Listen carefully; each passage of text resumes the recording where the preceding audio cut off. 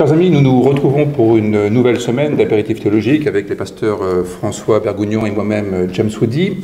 Et aujourd'hui, une question qui nous a été posée par un auditeur. Le diable existe-t-il et se cache-t-il dans les détails? Alors, tout dépend ce qu'on définit par le diable.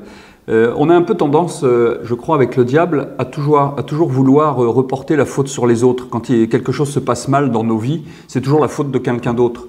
Et puis quand on trouve personne sur Terre à qui est cette faute, on dit que c'est le diable. Et puis c'est difficile de dire c'est la faute de Dieu, parce qu'on a maintenant une image de Dieu qui est quand même positive. On ne peut pas imputer le mal à Dieu. Quoique, ça s'est fait traditionnellement dans la théologie chrétienne, en considérant que Dieu récompensait ou châtiait en fonction des faits que nous avions commis. Et donc, on peut se dire que le diable a été effectivement, comme vous le dites, une figure qui a permis de trouver un coupable. Un bon coupable.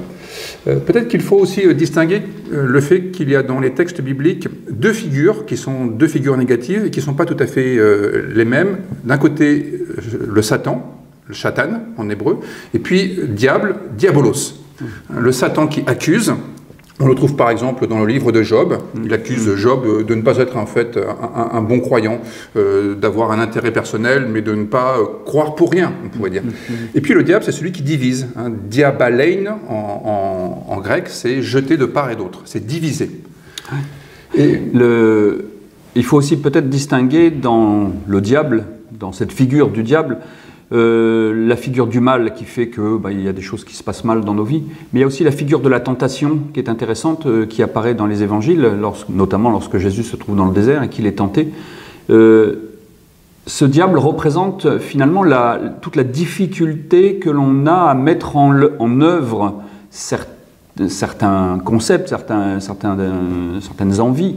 Et cette tentation, justement, montre combien il est difficile de tout faire selon l'Évangile, selon ce que l'Évangile nous enseigne. Oui, au fond, le diable est une figure qui parle de tout ce qui nous tient à distance de nous-mêmes.